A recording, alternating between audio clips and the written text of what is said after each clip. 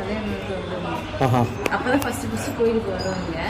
வந்தோடனே அப்புறம் வீட்டுக்கு சாமி கும்பிட்டு போறோம். அப்புறம் செக் பண்ணி பார்த்தா கன்ஃபார்ம் ஆயிடுச்சு.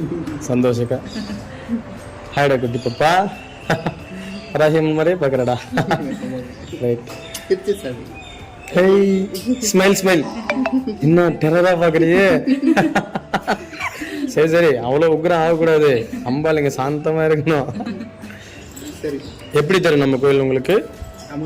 ஓ ஓ, நம்ம ட்ரெஷர்ல நான் சிவில் இன்ஜினியர். அவர் சாக சொல்லி அப்போ வந்து பண்ணீங்களா? ரொம்ப நாளாவே வரணும் ஆரோக்கியம்மன் கோயிலுக்கு வரணும். வீட்டுல போட்டோ வச்சு கும்பிடுறோம். இருந்தாலும் சரி கோயிலுக்கு போய் அம்மாவை பார்க்கணும் அப்படின்னு சொல்லி எனக்கு ரொம்ப நாளாவே, ஒரு வருஷமாவே யோசிச்சுட்டு இருந்தேன். அப்புறம் இங்கே வந்துதான் சரி இங்கே கோயில் இருக்கு அப்படின்னு சொல்லி கூப்பிட்டு வந்து ஃபர்ஸ்ட் டைம் நாங்க எங்க கல்யாண நாள் அப்பதான் வந்தோம்.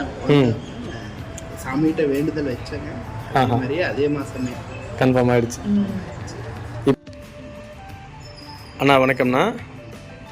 நம்ம வராகி அம்பாள் கோயிலுக்கு இன்றைக்கி வந்து அம்பாளுக்கு புடவை எல்லாம் சாத்திருக்கீங்க. இந்த கோயில் எப்படி தெரியும்? இந்த என்ன விஷயத்துக்காக இன்றைக்கி புடவை சாத்துறீங்க அப்படின்னு சொல்கிறீங்களா? இது நம்ம பாப்பா நல்லபடியாக பிறந்து நோய் நொடி இல்லாமல் இருக்கணும் அப்படின்னு சொல்லி வராகி அம்மாட்ட வேண்டியிருந்தாங்க. நல்லபடியாக